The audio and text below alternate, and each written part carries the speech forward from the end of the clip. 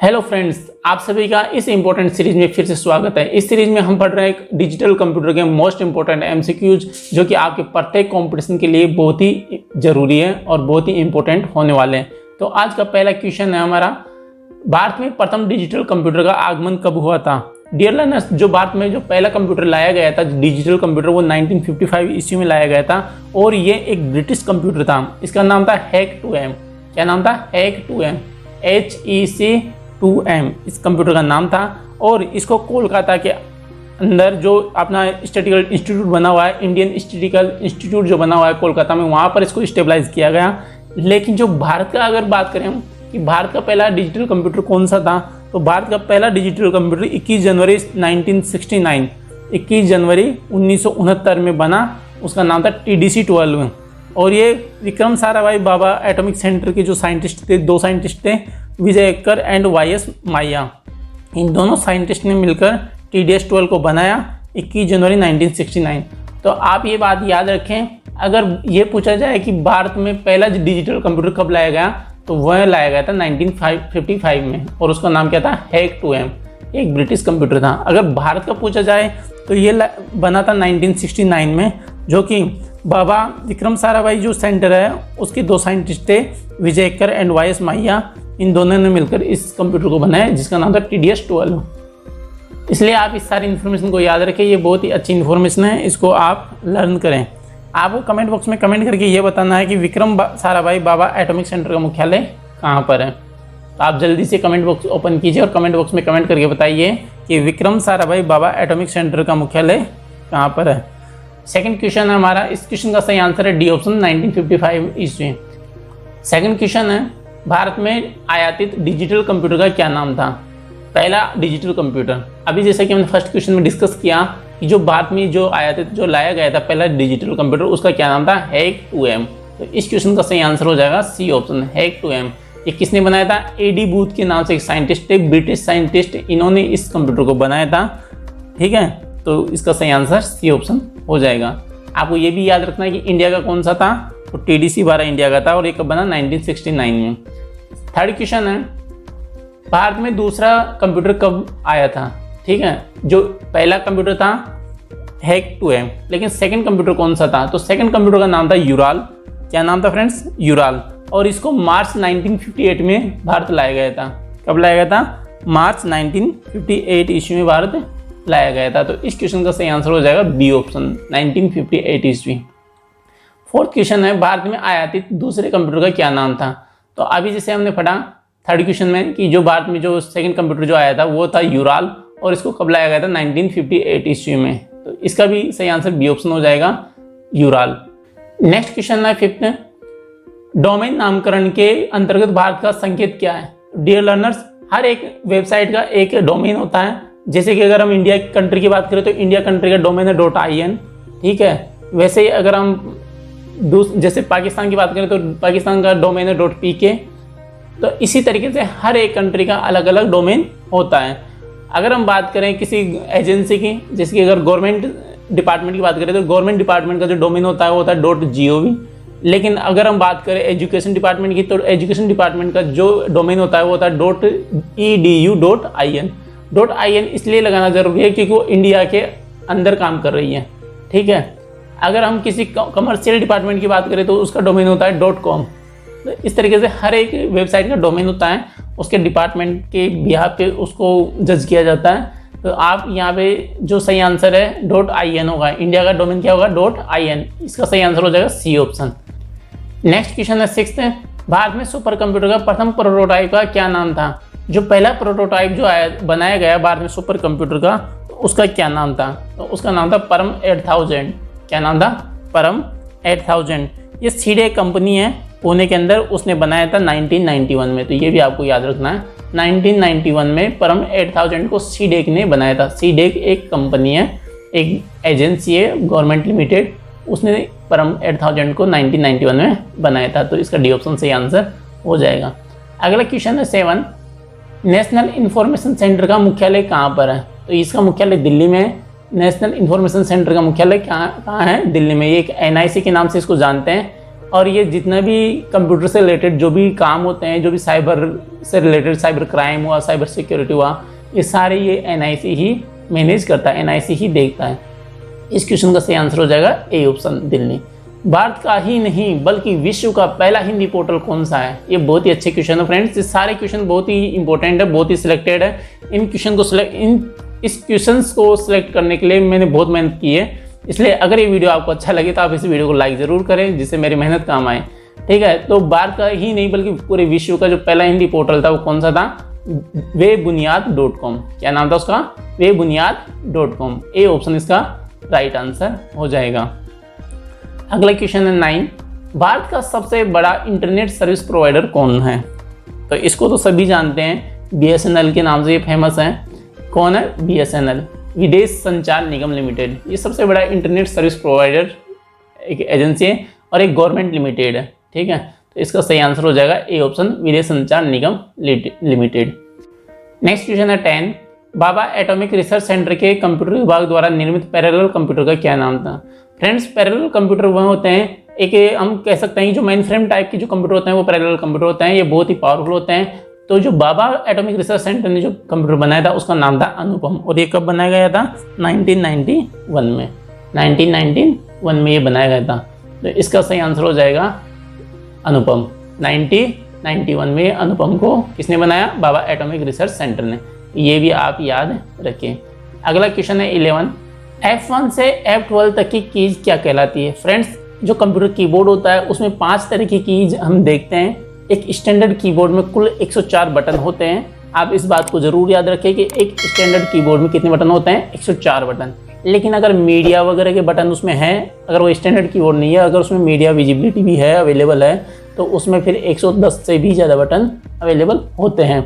इस क्वेश्चन में ये पूछा गया है कि जो F1 से F12 तक की जो कीज होती है उनको क्या कहते हैं? ठीक है, तो F1 से F12 तक की जो फंक्शन कीज होती है उनको हम फंक्शन की कहते हैं। क्या कहते हैं? फंक्शन की। तो इस क्वेश्चन का सही आंसर हो जाएगा सी ऑप्शन, फंक्शन की। लेकिन कंप्यूटर के अंदर फंक्शन की के अलावा भी और भी कीज होती है, जैसे अल्फ़ाबेट की होती है, ठीक है, अर्थमेटिक कीज होती है, स्पेशल कीज होती है और न्यूमेरिक कीज भी अवेलेबल होती है। इन सब के बारे में हम सीखेंगे। नेक्स्ट क्वेश्चन है 12।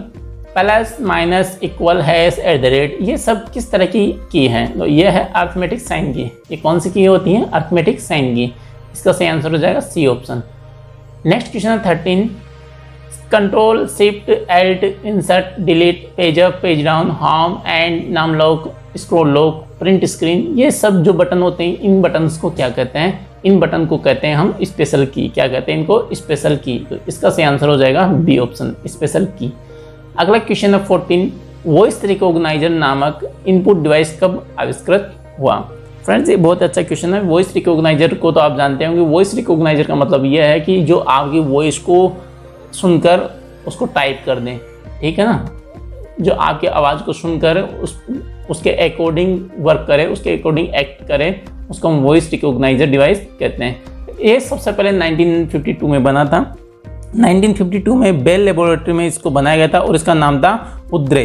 क्या नाम था इसका? हुद्रे। इस डिवाइस का नाम था हुद्रे और इसको 1952 में बेल लेबोरेटरी के अंदर डिजाइन किया गया था। तो ये आपको ध्यान रखना है। लेकिन अगर हम ये कहें, इस क्वेश्चन का आंसर तो हो जाएगा ए ऑप्शन 1952। लेकिन अगर हम ये कहें कि जो हिंदी के अंदर जो टाइपिंग के लिए जो पहला वॉइस रिकॉग्नाइजर जो बना था वह कब बना था? तो वह बना था 1992 में। IBM ने बनाया था और इस डिवाइस का नाम था ड्रैगन डिटेक्टेड। क्या नाम था इस डिवाइस का नाम? Dragon detected. ये 1992 में IBM ने बनाया था। तो ये भी आपको याद रखना है। अगला क्वेश्चन है 15। MICR का फुल फॉर्म क्या होता है? MICR होता है जो कि आपके जो चेक वगैरह होते हैं उनको रीड करने के लिए यूज होता है। चेक के अंदर एक जो बार कोड होता है ना, उन कोड को रीड करने के लिए हम MICR का यूज करते हैं। तो इसकी फुल फॉर्म क्या होती है? तो इसकी फुल फॉर्म होती है मैग्नेटिक इंक कैरेक्टर रिकॉग्निशन। तो ए ऑप्शन यहाँ पे राइट आंसर हो जाएगा, मैग्नेटिक इंक कैरेक्टर रिकॉग्निशन। अगला क्वेश्चन है 6। OMR की फुल फॉर्म क्या होती है? OMR, ठीक है, OMR की फुल फॉर्म होती है ऑप्टिकल मार्क रिकॉग्निशन। क्या होती है? Optical mark recognition. तो इसका भी आंसर ए ऑप्शन सही हो जाएगा, ऑप्टिकल मार्क रिकॉग्निशन। अगला क्वेश्चन है 17। OCR का फुल फॉर्म क्या है?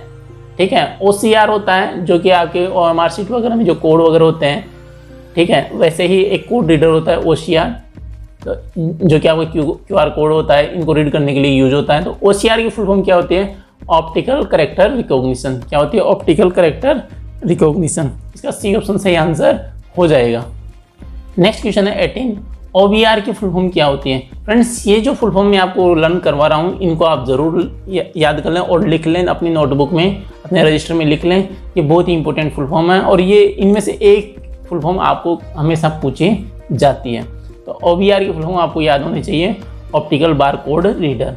Optical bar code reader, B option यहाँ पे राइट आंसर हो जाएगा। अगला क्वेश्चन है 19, CRT किसका संक्षिप्त रूप है? फ्रेंड्स, CRT किसका संक्षिप्त रूप है? कहने मतलब ये है कि CRT की फुल फॉर्म क्या होती है? तो CRT की फुल फॉर्म होती है कैथोड रे ट्यूब। ये एक ट्यूब होती है जो कि पहले टेलीविजन में यूज की जाती थी, आजकल इसका यूज बहुत कम हो गया है। जो पहले के जो टेलीविजन होते थे उसमें CRT का यूज करते थे, तो इसका यूज जो होता था वो ग्राफिक्स डिस्प्ले कराने के लिए होता था और इसकी फुल फॉर्म होती है कैथोड रे ट्यूब।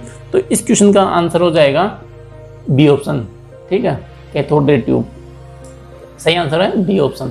लेकिन एक चीज आपको ये भी याद रखनी है कि LED और LCD की फुल फॉर्म क्या होती है? तो LED की फुल फॉर्म होती है लाइट एमिटिंग डायोड। LED आप सब जानते हैं, LED आपके घर में अवेलेबल है।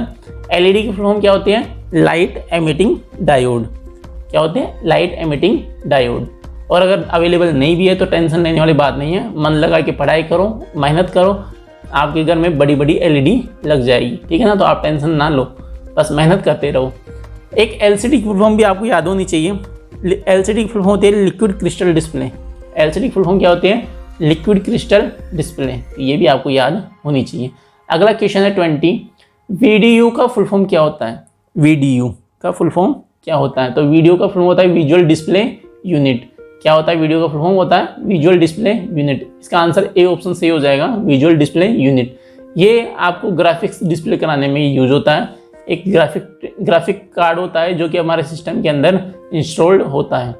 नेक्स्ट क्वेश्चन है 21, जब कंप्यूटर का मेन स्विच ऑफ करके ऑन किया जाता है तो ये क्या कहलाता है? फ्रेंड्स, जब भी हम कंप्यूटर को ऑन करते हैं, ठीक है, या रीस्टार्ट करते हैं, स्टार्ट करते हैं, तो उस टाइम पे जो रीड ओनली मेमोरी होता है, जो रोम होता है, वह हमारे सारे कंप्यूटर को चेक करता है, उसकी बूटिंग करता है, ठीक है। कंप्यूटर के सारे input device, hardware device, output device, सारे हार्डवेयर को वो चेक करता है, सारे सॉफ्टवेयर को वो चेक करता है। इस चेकिंग प्रोसेस को हम क्या कहते हैं? बूटिंग कहते हैं। क्या कहते हैं इसको? बूटिंग कहते हैं। बूटिंग दो तरह की होती है, एक होती है कोल्ड बूटिंग और एक होती है वार्म बूटिंग। जब हम कंप्यूटर को रीस्टार्ट करते हैं तो कंप्यूटर किसी प्रोग्राम को चेक नहीं करता, इसलिए रीस्टार्ट करने पर कंप्यूटर जल्दी से स्टार्ट हो जाता है और इस प्रोसेस को हम कहते हैं वार्म बूटिंग। लेकिन जब कंप्यूटर को हम नए सिरे से स्टार्ट करते हैं, कंप्यूटर को जब हम स्विच ऑफ करके फिर हम फिर से स्टार्ट करते हैं, ठीक है, तो जब स्टार्ट करते हैं तो वो सारे फंक्शंस को चेक करता है, उसमें थोड़ा टाइम भी लगता है। इस प्रोसेस को हम कहते हैं कोल्ड बूटिंग। अगर आप कंप्यूटर का मेन स्विच बंद करके फिर उसको स्टार्ट कर रहे हैं तो कंप्यूटर सारे फंक्शन चेक करेगा और इस प्रोसेसिंग को हम कहेंगे कोल्ड बूटिंग। तो यहाँ पे ए ऑप्शन सही आंसर हो जाएगा।